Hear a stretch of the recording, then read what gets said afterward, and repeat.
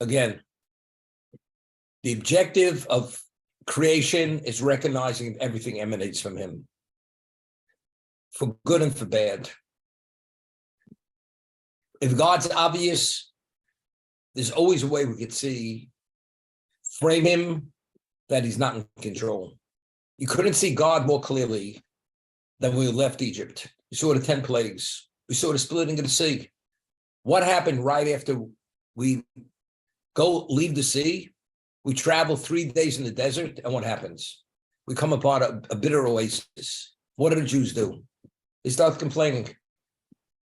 You just saw 10 plagues, revealed miracles, which cannot be interpreted other than the hand of God. Egypt, the height of civilization, was destroyed. The Egyptian armies were destroyed in the Red Sea. And now, because you're lacking water, right away you attack Moshe and say, did you take us out to die in the desert of thirst? Why don't you be a little patient? Why don't you have a little level of trust, some degree of trust? It's going to happen. God is only testing you to see whether you're going to toe the line or not, whether you're going to question him. You understand what a human being is? That's a test. It should be obvious. You don't question. The answer is, you see, a human being has this Achilles heel. We always test. We always question.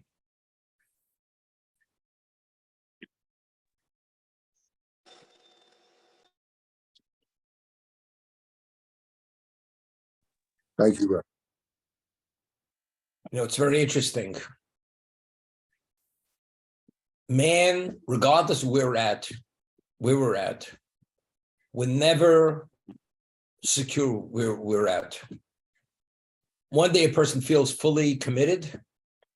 Next day you wake up the wrong side of the bed. Things don't go as you thought they should go, or you're low on energy. You're not revved up, ready to do the will of God. And next day you are, next day you're not. We vacillate. We're continuously straddling both sides of the fence. But that is the nature of the person, of a human being. As clear as you may have it, unless you fully internalize it to your core, you don't fully have it. And therefore, there's always a place to be tested. And God can always put your feet to the fire, God forbid. And the fire's hot enough, although at a lesser degree, you wouldn't have asked questions, at this level you do ask questions. And they may be inappropriate questions. And that's the challenge. Do you ask that question? Don't you ask the question? But this is continuous throughout our lives. We find ourselves at different places, sometimes better, sometimes worse. Sometimes we're coasting. Sometimes we're just going straight to the summit. But the only way you're able to maintain and stay the course is only if you follow God's prescription. You have to be involved in doing the mitzvos, studying Torah continuously, because that is the source of our energy, spiritual energy, which gives us the sense, although we don't understand. That gives us the trust, although we don't understand. We know, but we don't understand, as we said.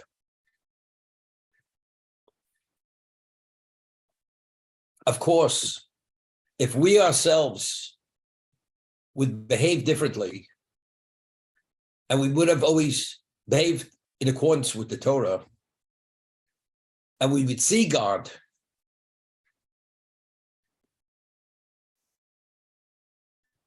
in a way where other people don't see him, but we do see him, God will allow us to see him even more clearly. Because since we do recognize everything's from God, there's no reason for him to go into concealment.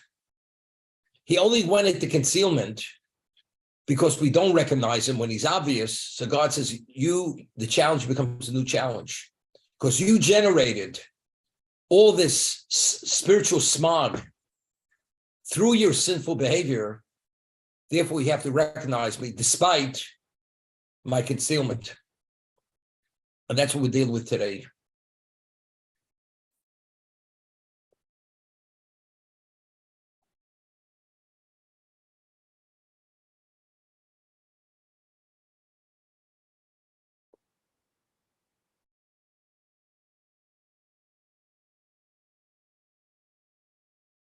when the pandemic happened,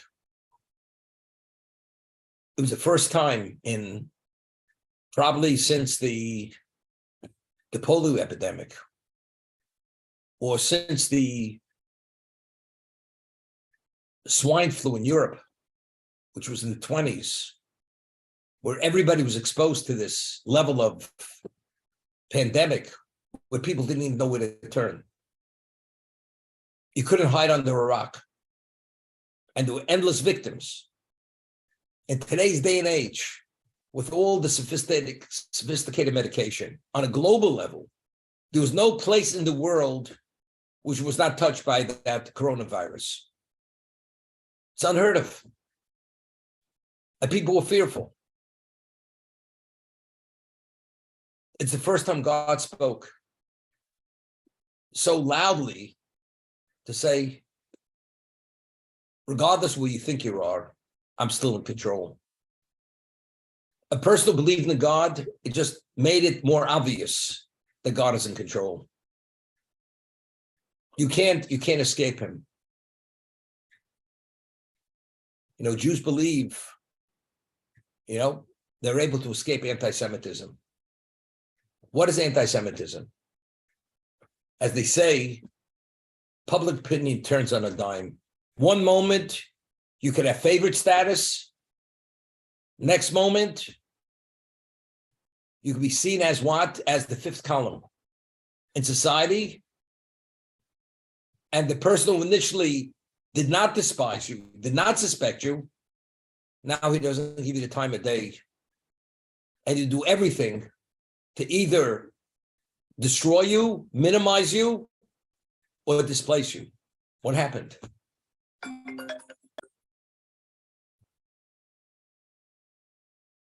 There's only one answer. God is running the show. And the more we recognize that God is in control and God is causing things to happen, although we don't understand why now, why not before? Why do things get better? We're on this seesaw. One moment we see, next moment we don't see. But every once in a while, God lets you come up for fresh air. Then you go under again. You're gasping for breath, he lets you take another breath. All this is only to indicate or to create a setting for us to make choices. There's a famous story, is a historical fact. In the, I think it was in the 11th or 12th century, there were a number of great rabbis, Torah sages, were traveling on a boat from Spain, and the boat was overtaken by pirates. And the captives were sold into slavery. And these were leading world Torah sages.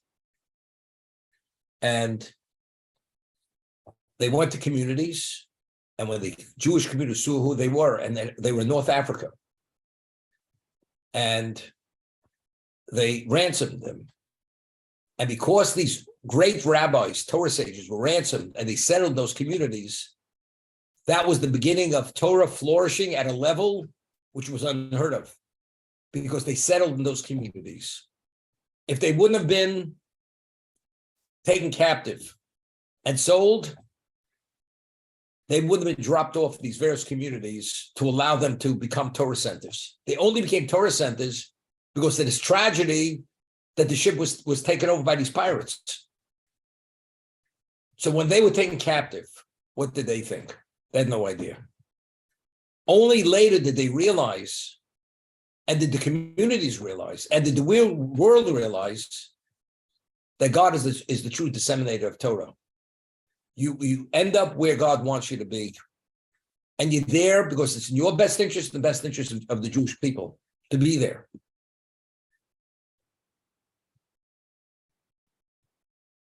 It's very interesting, if you're studying in the yeshiva, and sometimes you have very good students, And the students do not remain in the yeshiva. And they go, where do they go? They go to various communities where they could find a position to be able to share the Torah knowledge with the communities. Very often they don't go to the same communities. The God's plan is they go to different communities.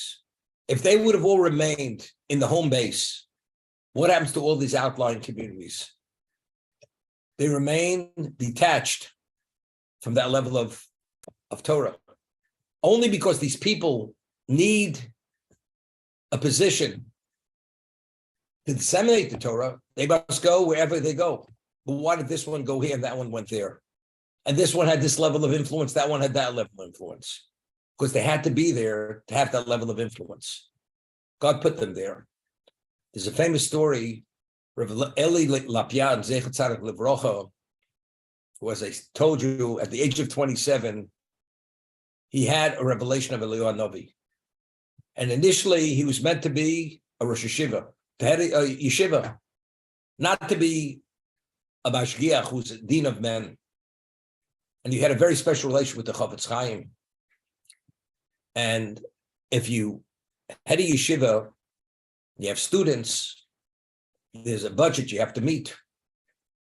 And especially if the students don't pay tuition. And in the early part of the 20th century, people didn't have any money. So how do you support a yeshiva? The Rosh Yeshiva, the head of yeshiva, had to go raise money. So every week, he had to go to another community, another village, another town, trying to raise money to support his Torah institution. So the Rebbe Lapian originally thought that if you come to Rosh Yeshiva, you have an opportunity to prepare the various Torah lectures and mentor students. Here, 3/4 of the time, he's on the road raising money. So he goes to the Chafetz Chaim and he says, I'm really, it's not what I thought it would be. I thought this would be at a point to share all my Torah knowledge with my students and mentor them to become special Talmidei Chachomim, special Torah scholars. Now I see 3/4 of my time I'm on the road in villages speaking to people who know very little about Judaism, trying to raise money to support my yeshiva. So the Chafetz Chaim says to him, I want to explain it to you. If you would be financially self-sufficient and you wouldn't have to travel to another town, another village every week, every month, these Jews who be there, when would they ever be exposed to a person like yourself? That you'd be able to spend Shabbos with them and tell them over various precepts and understandings and perspectives of Torah. They'd never be exposed to it.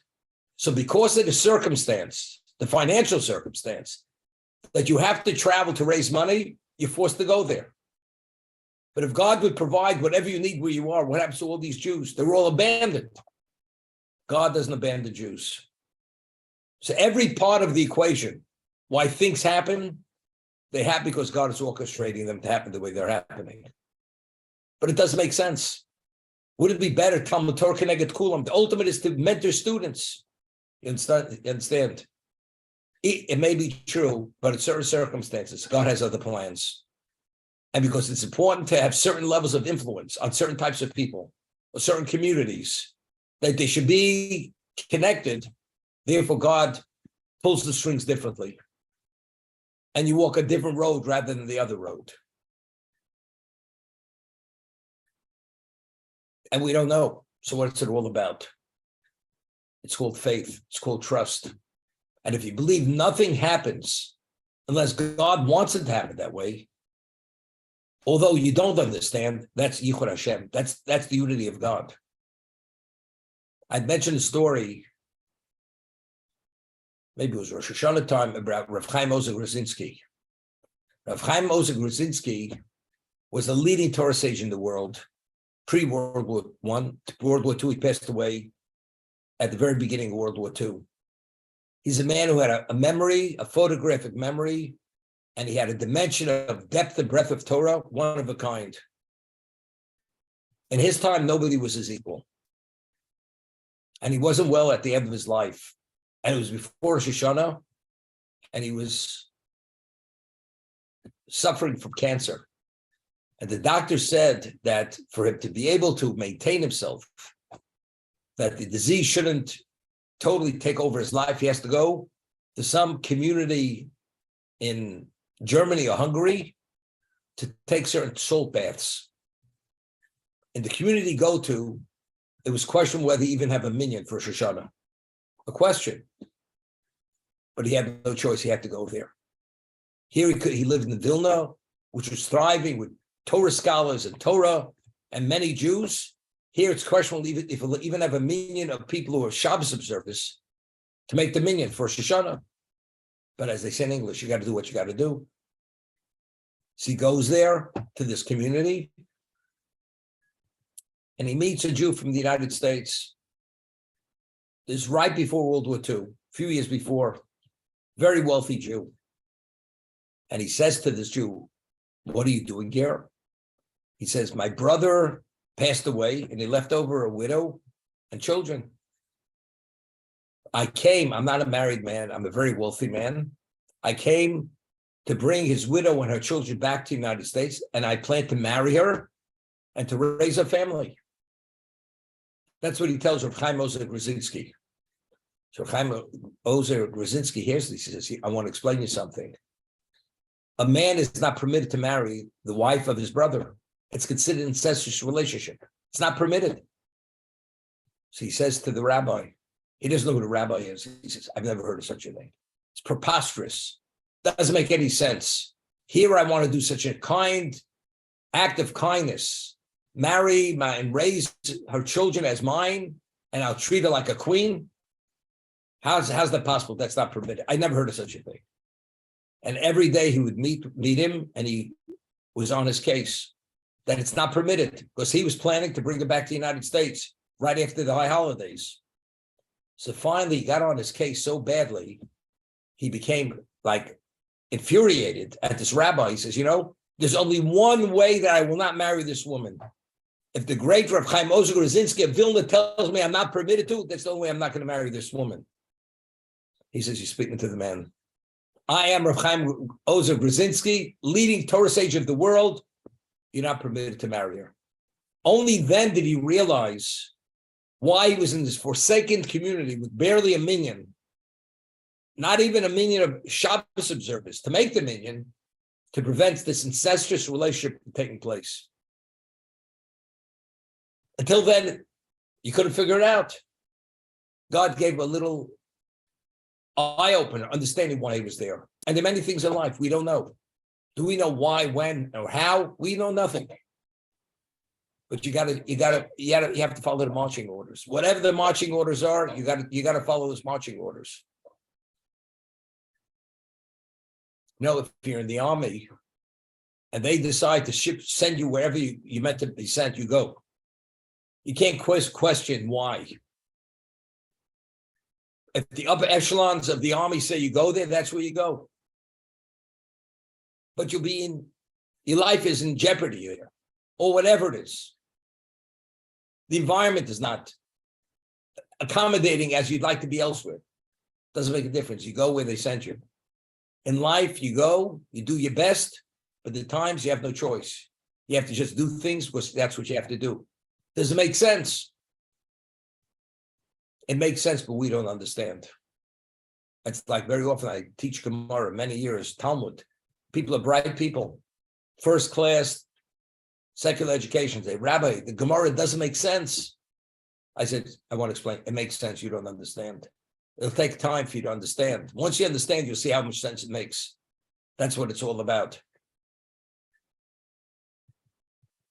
In Torah understanding, I'm not saying world events, how people, the good suffer and the evil thrive. I'm not coming to explain that. Conceptually, we could explain it. But there's no question which is asked, which there's no answer. 99% of questions could be answered, but people, because of the level of not knowing, lack of knowledge, they turn the question into an answer. Person's an analyst on Wall Street. He takes all the variables. He's an analyst. In Judaism, you can't be an analyst unless you know it all. If you know it all, there's an answer. It's not The question leads me to say that that's what it is. The question may lead you due to ignorance, not because that's the way it is. And there is an answer. It is right, but we don't understand. And that's the approach to life. We do our best. But if you evaluate, delve, consult, and after everything's said and done, you don't understand, what does the Talmud say always? Teku. Tishmi Yitoritz Kushas Yabayis. We have to wait for Eliyahu Novi. There are many halachic queries which are not resolved in the Talmud. It concludes, when Eliyahu the prophet will come at the time of the Messiah, he will resolve all these questions. We've come to a dead end. We don't understand. But we accept we don't understand. It's not we say, therefore, if it's so, this must be it. No, we don't understand.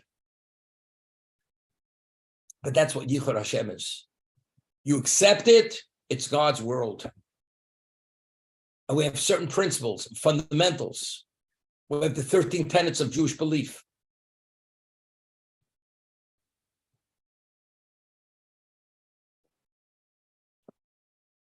Just one very interesting thing. There's a principle. We speak about the 13 attributes of mercy, which are the attributes of God. When we speak about attributes of God, it doesn't tell us who God is. God is merciful. He's gracious. He's indiscriminately kind. All this. That's not his essence. That's the way God deals with existence. Because it's in the best interest of existence to relate in this context. Therefore, God chose these attributes in terms of his interrelationship with this existence. But who is he? We have no idea who he is. We have to emulate his ways. As he deals with us, we have to deal with one another. That's emulating the way of God. But the essence of God, we have no idea who God is. But what does that mean? It's exactly an expression of this concept we're speaking about, the unity of God. There's nothing God can't do. He allows evil to rear its head, to have the upper hand. But how could it be if God is all good? But that's part of his unity. He has his reason. You may not understand his reason, but he has his reason. Because ultimately everything is good. Because it has a purpose. His attributes, why those? Why not more? Why not less?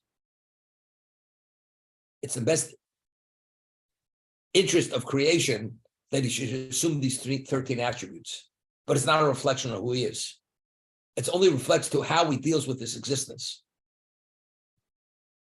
But if it's not who he is, why does he do it? Seems to be, it should be always. You may have a question. But having a question is not the answer. We don't have the answers. Only God knows. And only unless God tells and shares with us why, we truly don't know.